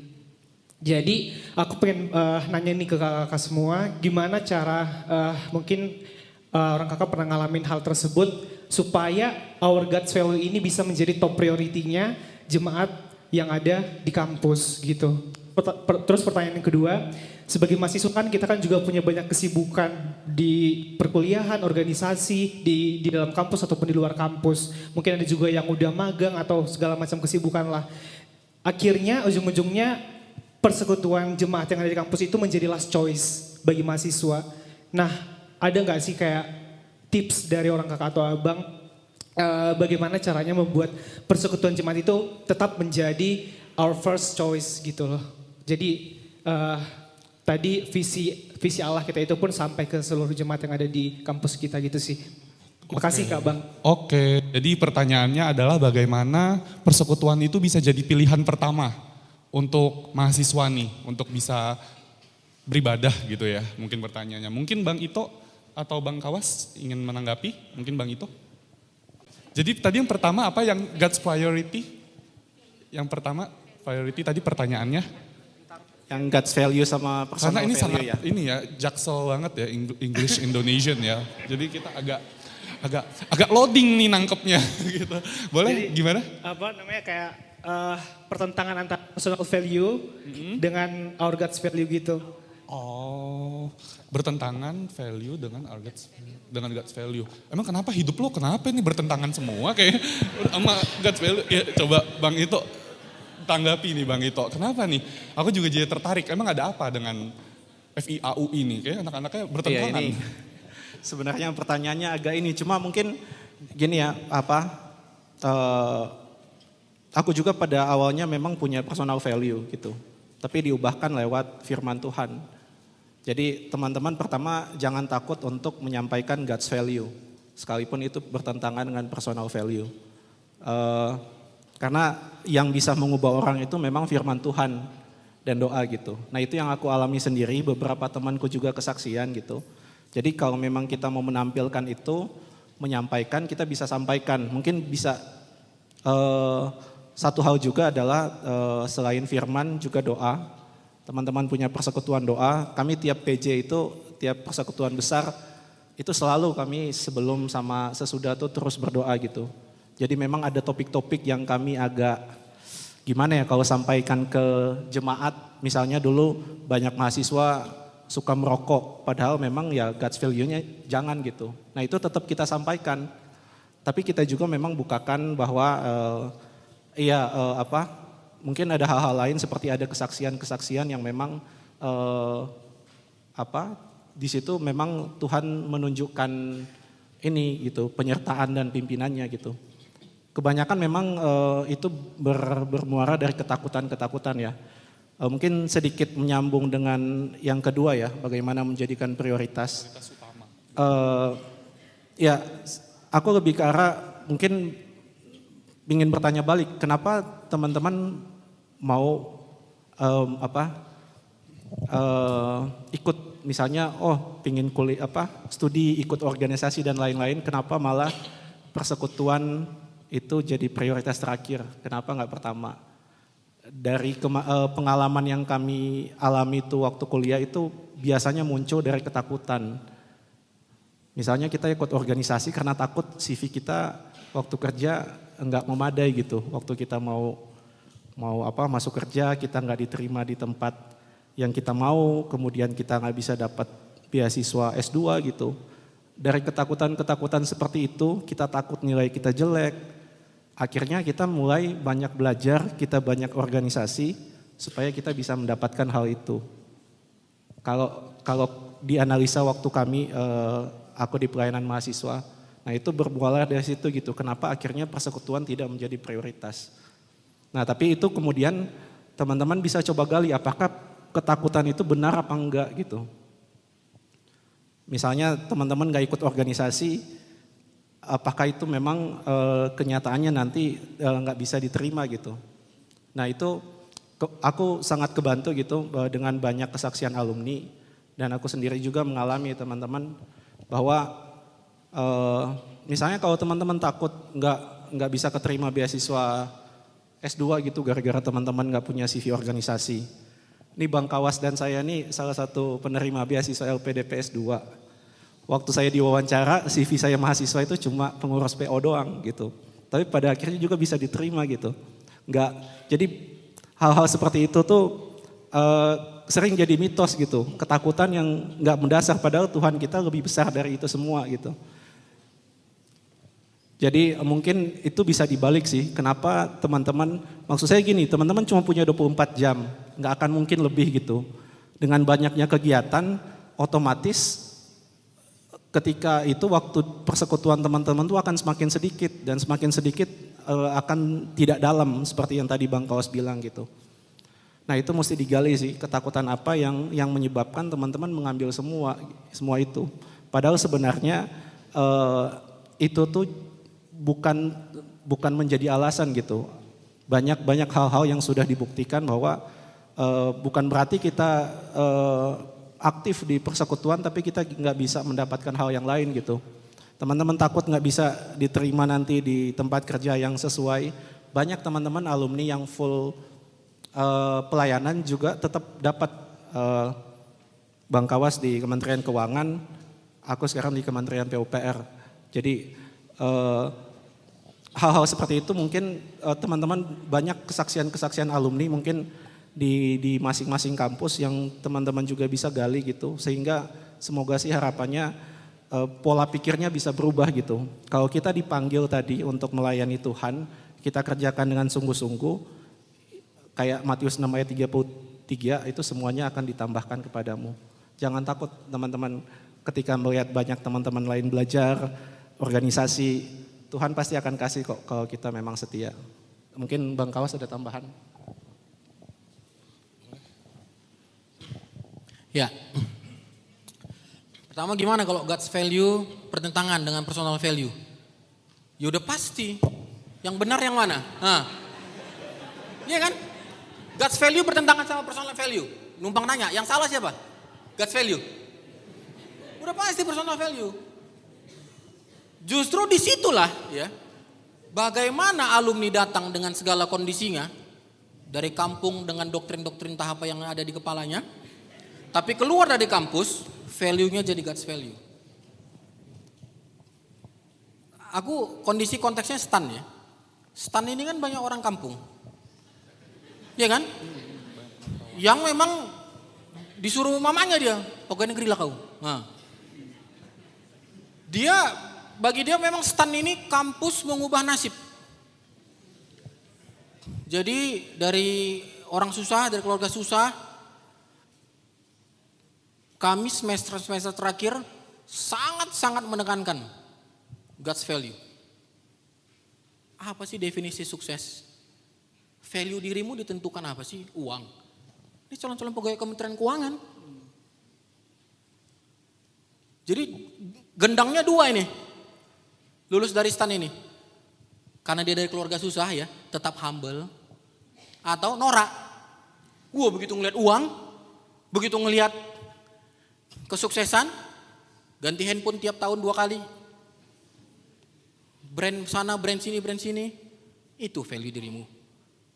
Jadi justru itu ya, pentingnya tadi P4 tentang bagaimana menyelaraskan personal value kita, yaitu God's value kita.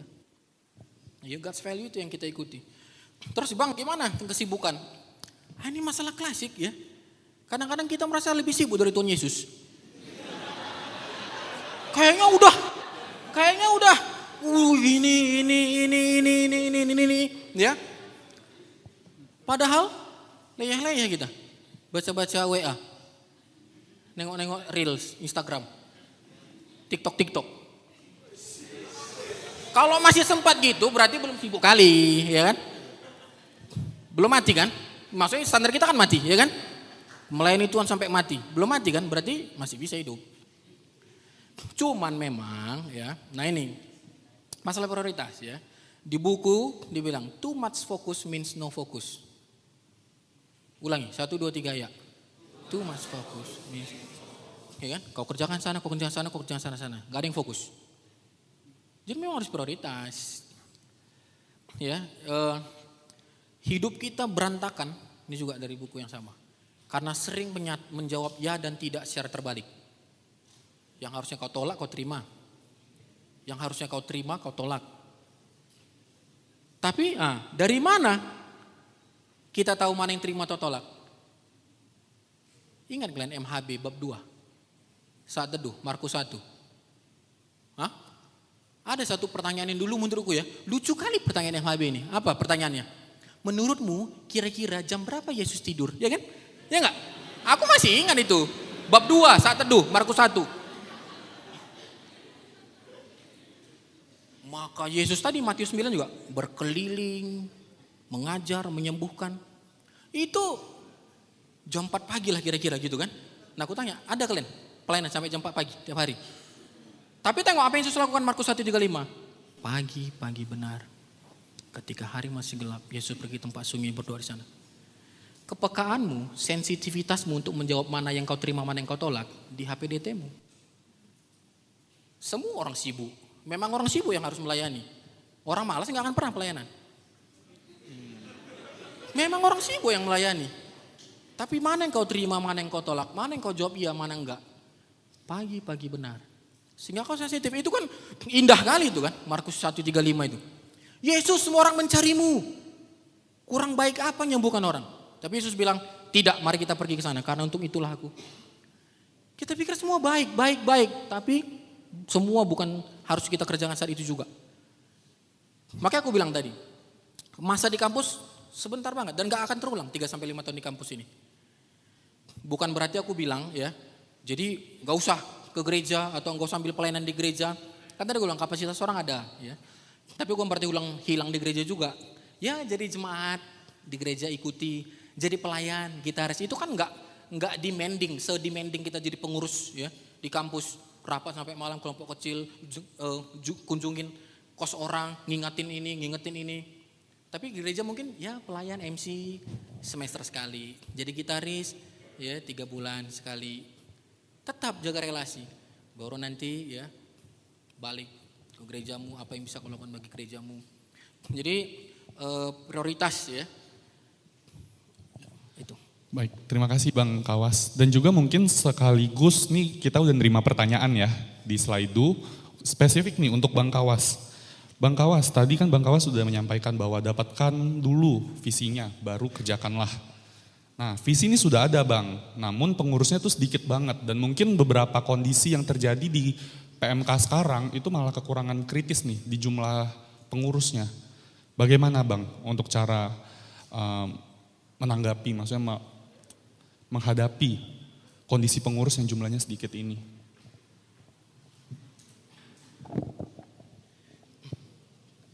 pengurus yang sedikit. Ini aku lihat juga di layar ini. Kalian nggak tahu kan ada pertanyaan-pertanyaan di sini? Ada kan nih? Ya. Ada Bang, di sini. Ada Bang dicontekin di situ udah, jadi boleh lihat dari tadi. mereka juga lihat Bang. Dan ini bukan satu loh pertanyaan kayak gini. Bang, Banyak, gimana kalau jumlahnya sedikit? Bang, gimana kalau orangnya kurang? Sekarang aku tanya, berapa sih yang dikatakan cukup?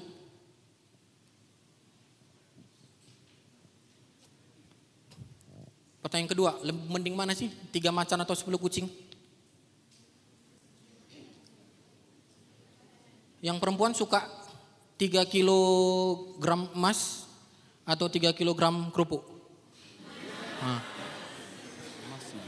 Atau 10 kilo kerupuk, sorry maksudnya. 3 kilogram emas atau 10 kerupuk? Oh tetap nggak berubah ya, 3 kilo emas. Berapa sih cukup? Yesus ngubah dunia mulai dari 12. Cuman, nah ingat prinsip regenerasi dan multiplikasi. Kalau kita setia ngerjakannya, mulai, aku kan stan 2005 ya, waktu itu kenapa jumpa perkantas ya, stan itu waktu lagi beres-beresin kampusnya lah ya, aku masuk 2005 dulu kan, siapa aja bisa pembicara di stan. Tengok ada orang-orang bawa gitar kayaknya pelayan Tuhan nih, bisa khotbah nggak di PMK stan? Gitu. Temanya apa? Kemana Roh Kudus memimpin, bawakan ke stan. Kurikulum gak ada, kelompok kecil apa. Tapi mulai pelan-pelan perbaiki. Mulai dari yang ada. Kapan nunggu adanya? Tunggu banyak gitu, kapan nunggu banyaknya? Ketika kau sedia mengerjakan itu, ingat P3 ya, pelipat gandaan. Kalau P3 macet, di mana masalahnya?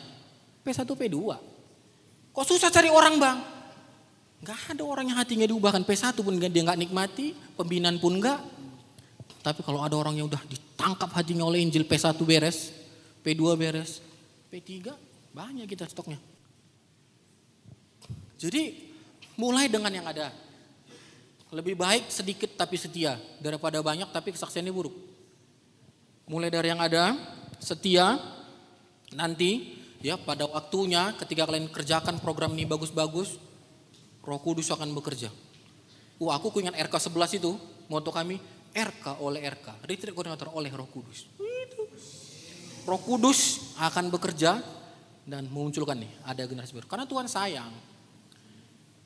Kalian pikir kalian ada jadi pengurus sekarang karena siapa? Karena Tuhan sayang. Dia pelihara itu, dia munculkanlah orang-orang, munculkan orang-orang. Tapi bagian kita juga, apa tanggung jawab kami pribadi bang? Ada yang tadi tanya. Di Our Heritage ini dia bilang, visi itu sifatnya menular.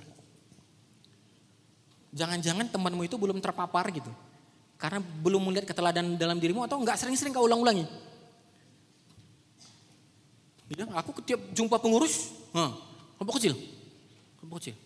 Atau untuk apa kita? Ngapain kita serang? Apa gunanya? Gara-gara ini kita menghasilkan album yang bagus atau enggak? Enggak usah kerjakan. Dengan ini masuk, ayo kita kerjakan, ayo kita seriusin. Tularkan deh. Makin banyak gitu. Terus kita kerjakan sama-sama. Makasih. Terima kasih Bang Kawas. Mungkin kita lanjutkan lagi slide-nya. Kita boleh lihat atau ini pertanyaan dari yang slide. Tadi yang like-nya paling banyak, yang paling atas. Bang, kenapa orang lebih prioritasin gereja daripada pelayanan mahasiswa? Bukankah banyak orang yang terhilang di universitas dan tidak terjangkau oleh gereja? Thanks. Mungkin Kaduma atau Bang Ito yang ingin coba menanggapi? Boleh Kaduma mungkin ya. Banyak nih yang meninggalkan prioritasin pelayanan gereja daripada pelayanan mahasiswa. Oh, oke. Iya, waktu di saya dulu di Untar juga banyak yang memilih pelayanan gereja daripada pelayanan mahasiswa ya teman-teman. Karena di Untar sendiri waktu itu gereja masuk kampus ya. Jadi persaingan kita lumayan ketat nih. Jadi persaingan kita adalah dengan gereja-gereja sebenarnya. Jadi banyak gereja-gereja yang masuk kampus waktu itu. Dan bahkan tadi saya bilang ya, saya masuk Untar pertama kali ibadah persekutuan tidak sesuai ekspektasi sama sekali. Ibadahnya kayak dingin-dingin gak jelas lah gitu ya. Nah sementara di gereja, yang gereja-gereja ini ibadahnya sangat lebih menarik gitu ya teman-teman ya. Nah makanya waktu itu akhirnya berhubungannya Untar, makanya waktu itu kenapa kelompok kecilnya menurun drastis, cari pengurus susah, kelompok kecilnya pun hampir bisa dihitung dengan jari lah teman-teman gitu. Tapi apa sih yang membuat kita akhirnya mau membangkitkan lagi nih persekutuan Untar itu, balik lagi tadi ke visi gitu ya teman-teman, ini basic dasar utama nih ya. Jadi visi tadilah yang menggerakkan kita walaupun kita kemarin kepengurusan tuh sedikit, Tapi kita mau ini jadi kepengurusan yang benar-benar jalanin visi yang ada gitu ya teman-teman. Jadi waktu itu saya sangat berusaha sekali untuk membuat kepengurusan tim saya tuh, tadi walaupun kepengurusan pasti ada konflik ya teman-teman, konflik apa segala macam itu, tapi saya sangat berusaha sekali menjaga bonding di antara kami supaya kami sevisi nih. Jangan sampai beda-beda visi nih. Jadi kami juga menyepakati bersama, berkomitmen bersama, saya juga pelayanan gereja ya teman-teman, berkomitmen bersama bahwa selama mahasiswa ini kita komitmen, kita pelayanannya fokus mahasiswa gereja, habis itu setelah lulus baru kita balik ke gereja kita masing-masing. Jadi itu dulu basic pertama awal kita berkomitmen gitu ya. Karena teman-teman saya yang lain juga, satu tim saya juga semua pelayanan gereja gitu. Jadi kita benar-benar bersepakat nih bahwa oke, kita fokus pelayanan mahasiswa. Dan akhirnya di situ disepakati apapun yang terjadi kita mati-matian di pelayanan ini, baru akhirnya setelah itu kita fokus tuh mikirin program apa segala macam, dan akhirnya teman-teman akhirnya kelompok kecil tuh langsung kita fokus ke kelompok kecil ya, karena kelompok kecil paling utama gitu ya setelah P1, P2-nya kan kelompok kecil yang harus benar-benar teman-teman konsisten tuh monitoring, ngebimbing segala macam. Dan akhirnya kelompok kecil kita bertambah banyak, pembinaan kelompok kecil kita tuh hampir nggak muat lah, itu kalau anak Untar mungkin tahu ya, persekutuan itu sampai keluar-keluar gitu ya teman-teman, karena kelompok kecilnya udah mulai banyak gitu ya. Dan sampai akhirnya kita terakhirnya akhirnya persekutuan Untar yang tadi cuma 1, akhirnya kita bisa buka 3 persekutuan dari orang yang kecil gitu. Jadi teman-teman jangan mikir kalau pengurusnya kecil gimana nih, ya nggak apa-apa. Justru pengurus yang kecil itu harusnya teman-teman bersyukur, jadi teman-teman punya pemahaman yang sama, makin kecil tuh sebenarnya pemahamannya makin bisa sama gitu ya, dibandingin teman-teman gede dengan pemikiran itu lebih sulit sebenarnya. Jadi nggak ada masalah dengan kepengurusan yang kecil, atau teman-teman lagi bermasalah waktu itu tidak sulit mencari PK, tapi teman-teman harus berusaha komit dulu nih pengurusnya. Pastikan teman-teman komit untuk fokus pelayanan di mahasiswa. Nah itu akan berjalan dengan sendirinya gitu teman-teman ya. Teman-teman jangan takut kalaupun pelayan mahasiswa apakah nanti akan menjual di dunia kerja. Ya menjual sih kayaknya. Menjual. Oke, itu ya teman-teman. Oke, terima kasih Kak Duma. Ada tambahan lagi? Ya, mungkin ini pertanyaan terakhir untuk di slide. Nanti setelah masih ada pertanyaan-pertanyaan yang belum bisa terjawab mungkin ya di kesempatan kali ini, nanti akan panitia tetap coba bantu untuk memberikan jawabannya. Nah mungkin ini untuk pertanyaan ini, bagaimana mengembalikan esensi dan arti PMK setelah beralih dari pertemuan tatap muka ke online, lalu kembali ke tatap muka lagi. Oh berarti pada saat transisi ya, transisi COVID ini. Memang ini apa istilahnya kejadiannya ini ya, pas zaman COVID ini ya. Jadi pada saat waktu kami memang belum ada yang namanya pertemuan online gitu. Jadi memang secara konteks dan tantangan jadi tantangan tersendiri buat teman-teman yang ada di sini. Tapi yang ingin mungkin aku sampaikan adalah tadi teman-teman jangan esensinya itu tetap dipertahankan. Mungkin teman-teman dalam pergumulan, dalam doa gitu bisa memikirkan banyak metode. Sedikit flashback, tadi kan ada pertanyaan bagaimana apabila SDM kecil, jemaatnya banyak. Itu juga waktu saya jadi koordinator, sempat jadi pengurus kami sangat sedikit, tiba-tiba kami mendapat lonjakan mahasiswa baru yang Kristen itu 2 kali lipat gitu. Itu kami sangat bergumul, tempat yang biasa kami pakai buat persekutuan itu jadi nggak cukup. Tapi pada akhirnya memang kami berdoa, bergumul, itu sampai bahkan hari H itu kami mencari tempat, pernah kami Jumatan di lapangan basket FEUI gitu. Di tengah-tengah semi outdoor itu, tapi tetap itu persekutuannya bisa berjalan baik ya. Teman-teman mahasiswa baru itu tetap menikmati. Jadi balik ke basic sih, teman-teman doa, minta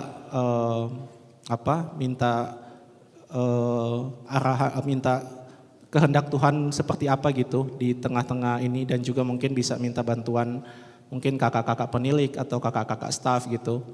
Tapi intinya itu kalau yang aku nikmati adalah yang sangat penting di situ esensi adalah gimana kita kalau hubungannya dalam pelipat gandaan itu kita bisa transfer itu teman-teman.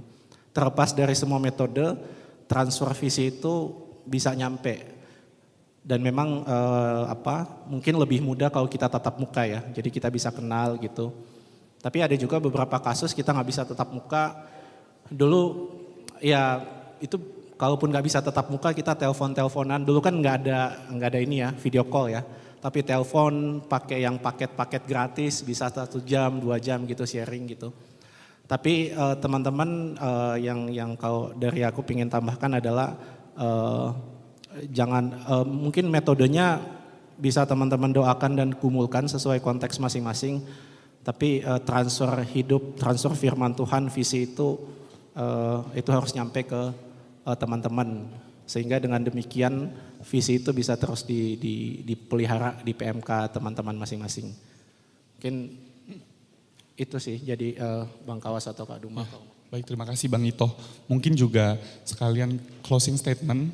Mungkin ada pesan yang ingin disampaikan kepada adik-adik kita dari Bang Kawas, dari Kaduma, dari Bang Ito, mungkin dari Bang Kawas dulu. Ada yang ingin disampaikan? Untuk pertanyaan yang belum terjawab di slide teman-teman nanti akan kami jawab ya, tapi lewat Instagram ya, nanti di Reels ya. Ya gimana dari tatap muka, online tatap muka lagi? Perkantas dia udah bahas tentang 3C ya. Contain, konteks, container. Ya, contain, konteks, container. Konteks itu bisa berubah, zaman akan terus berubah. Tapi contain tetap ya pada tadi visi ilahi, misi kita kerjakan. Caranya kita sesuaikan dengan konteks ya. Kontainernya juga kemasannya kitanya si pelakunya juga gitu ya. Salah satu penulis di buku Our Heritage ini dia bilang ya, Samuel Escobar, bahayanya pelayanan mahasiswa adalah generasi tetap ada, orang tetap ada, dana nggak ada, tapi semua dana tetap ada, tetapi semua dikerjakannya akhirnya cuman sekedar mekanis tanpa visi. Tadi ya gimana kalau ini tuh program turunan Bang? Tanyakan lagi untuk apa ini dikerjakan? Mendukung visi tadi enggak? Kemudian closing statement yang kedua, aku ingin menutup dengan satu penulis yang lagi di sini di Our Heritage ini ya, Isabella Magalit. I have a dream. Dia bilang, aku punya mimpi dari kampus-kampus akan bangkit pemimpin-pemimpin yang mencintai Tuhan Yesus lebih dari apapun dan membenci dosa lebih dari apapun. Akan lahir dari PMK-PMK. Pemimpin-pemimpin yang mengisi bidang-bidang kebutuhan di dunia ini. Dengan bidang ilmunya dan juga dengan iman yang takut akan Tuhan. Kalian ingat cerita klasik tentang 3 tukang batu kan ya? Pekerjaannya sama. Pertanyaannya juga sama. Sama-sama ngerjakan bangunan. Ditanya juga, yang Anda lakukan apa? Sama pertanyaannya, sama pekerjaannya. Tukang batu satu bilang, ya aku ngerjakan sedang meletakkan satu batu di atas batu yang lain. Pragmatis saja. Yang kedua, Anda sedang melakukan apa? Lagi cari makan. Kalau nggak gini nggak hidup. Tapi tukang batu yang ketiga dia bilang, aku sedang membangun satu gereja yang besar di mana suatu saat nanti akan banyak orang yang beribadah di sini. Ini yang visi. Kalau kalian tanya, apa yang sedang kalian kerjakan sekarang? Kalau hanya sekedar ya nyiapin persekutuan, ya ngurusin kelompok kecil. Tapi kalau apa yang sedang kalian lakukan sekarang? Kami sedang memperbaiki dunia ini bersama dengan Allah. Kalian gak akan putus asa. Tangan-tangan boleh ada tapi terobos terus. Demi visi tadi. Selamat melayani. Kaduma. Oke, teman-teman, jadi sesuai tema hari ini holding unto vision. Jadi benar-benar itulah yang teman-teman memang harus pegang dalam pelayanan. Mungkin sedikit konteks di dunia kerja, teman-teman, perusahaan yang baik adalah yang punya visi yang jelas gitu ya. Dengan visi, teman-teman akan lihat perusahaan-perusahaan yang besar tuh visinya jelas semua. Dan kita dipaksa sebagai karyawan untuk mengerti visi itu gitu dan mencapai visi itu. Sama, mahasiswa pelayanan juga seperti itu. Nah teman-teman lagi belajar nih. Sekarang di mahasiswa teman-teman begitu, nanti dunia kerja pun akan begitu gitu ya. Jadi gimana teman-teman kekeh nih di pelayanan sekarang, ini merefleksikan gimana nanti teman-teman di dunia kerja ya. Kalau teman-teman so-so aja nih sekarang, kelihatan nanti dunia kerja juga ya mediocre aja gitu ya. Tapi orang yang benar-benar ngikutin visi itu di dunia kerja juga akan sangat berbeda gitu ya. Akan terlihat berbeda lah dari satu sama yang lain gitu ya teman-teman. Jadi holding onto vision benar-benar teman-teman kerjakan. Kalau aku boleh pakai terusan ayat Visipo tadi ya yang di ayat 1, lanjutan di ayat 129-nya. Itulah yang kuusahakan dan kupergumulkan dengan segala tenaga sesuai dengan kuasanya yang bekerja dengan kuat di dalam aku. Jadi usahakanlah dengan sekuat tenaga teman-teman. Tadi seperti Bang Kawas bilang, mahasiswa itu cuma berapa tahun doang. Kalaupun teman-teman capek, begadang itu ngerti banget. Tapi tetaplah usahakan supaya teman-teman nanti exitnya beautiful gitu ya. Kalau bisa exit beautiful gitu. Jadi ketika teman-teman ngelihat ke belakang, oh iya gue mengenang masa itu dengan indah gitu ya. Jadi exit with beautiful lah teman-teman, berusahalah bekerja keras, holding onto the vision. Oke, terima kasih. Terima kasih Pak Duma. Pada Bang Ito. Jadi closing statement ya. Iya, pesan terakhir yang mau disampaikan. Untuk sesi ini, Iya. nanti kalau mau nanya pesan selanjutnya boleh nanti ya di bawah setelah luar sesi ini. Iya, paling sebelum closing statement sedikit cerita. Jadi beberapa minggu lalu istri saya tuh sempat mengajak menonton sebuah acara yang katanya lagi viral di Korea. Judulnya University War. Nggak tahu mungkin ada teman-teman yang itu atau enggak gitu. Jadi kami nonton gitu karena itu seri belum habis. Nah di situ ada momen menarik waktu masing-masing. Jadi mungkin yang belum nonton di situ. Jadi acaranya kumpulan kampus-kampus top di Korea itu dengan mahasiswa-mahasiswa terbaik kemudian mereka berlomba gitu. Mana yang paling pintar, mana yang paling cerdas. Nah di sesi itu ada interview ke masing-masing mahasiswanya dan iya yang menarik ya tiap mahasiswa waktu mereka di interview mereka membanggakan ya. Saya bangga bisa masuk di kampus ini gitu. Kampus nomor 1 di Korea. Ada yang bilang saya bangga, saya bisa dapat nilai sempurna waktu saya ujian masuk ke sini. Ada yang bilang saya bangga, saya jago di bidang saya matematika, menurut saya nggak ada yang bisa mengalahkan saya. Ada yang bilang saya presiden di sebuah organisasi gitu, saya aktif berorganisasi. Dan banyak hal gitu. Waktu saya mempersiapkan RK mungkin jadi keinget dulu gitu, kalau teman-teman saat ini ditanyakan, apa yang teman-teman banggakan waktu teman-teman kuliah menjadi mahasiswa? Apakah nilai IP teman-teman? Apakah organisasi? Atau apakah teman-teman pintar dalam satu bidang, entah itu matematika, sosial, dan lain-lain? Waktu tahun ketiga ada satu alumni yang menyampaikan firman Tuhan kepada kami waktu itu dalam satu acara pengutusan ya. Jadi persekutuan mahasiswa alumni gitu. Nah di antara semua yang kita banggakan ada nggak teman-teman yang bisa mengatakan bahwa saya bangga bisa mengenal Tuhan di kampus saya waktu saya kuliah. Nah itu kemudian alumni itu membagikan satu firman Tuhan dari Yeremia 9 ayat 23 sampai 24. Saya coba bacakan versi terjemahan baru ya. Beginilah firman Tuhan, janganlah orang bijaksana bermegah karena kebijaksanaannya. Janganlah orang kuat bermegah karena kekuatannya. Janganlah orang kaya bermegah karena kekayaannya. Tetapi siapa yang mau bermegah, baiklah ia bermegah karena berikut, bahwa ia memahami dan mengenal aku, bahwa akulah Tuhan yang menunjukkan kasih setia, keadilan dan kebenaran di bumi. Sungguh semuanya itu kusukai, demikianlah firman Tuhan. Biar ini jadi harapan kita teman-teman waktu teman-teman pelayanan di kampus, baik teman-teman sendiri secara pribadi, juga yang teman-teman layani, itu bisa punya kebanggaan ini. Waktu mungkin nanti teman-teman jadi seperti kita gitu, membagikan sharing, firman Tuhan ini tetap nyata gitu. Apa yang paling membanggakan waktu kita kuliah, kami bangga bisa mengenal Tuhan Yesus. Itu sih dibandingkan semua prestasi yang kita dapat mungkin pada saat mahasiswa. Kiranya demikian, semoga jadi berkat. Terima kasih. Terima kasih kepada Bang Ito.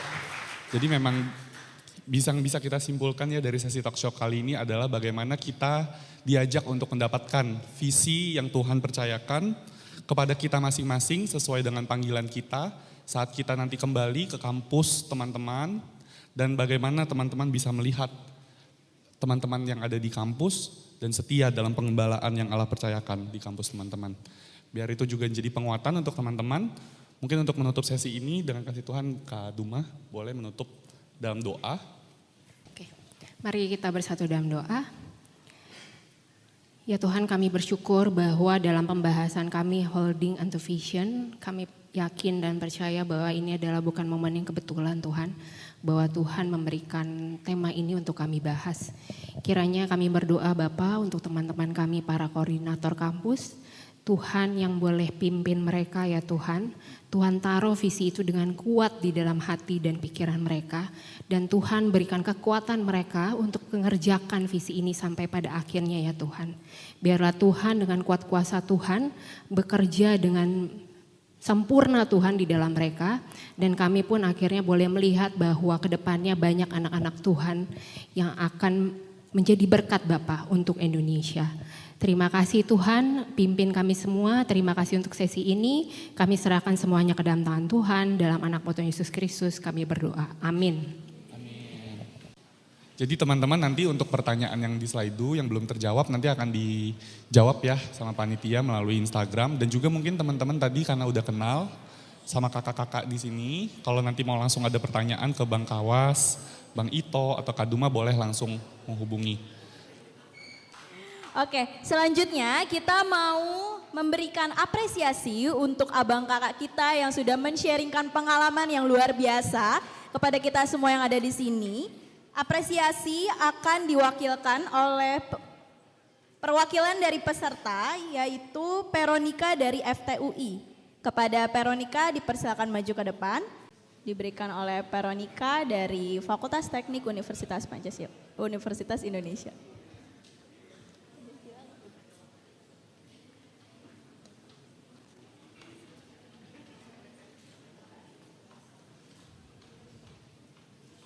Oke, teman-teman kita sama-sama yuk bilang terima kasih atas pelayanannya. Tuhan Yesus memberkati. 1, 2, 3.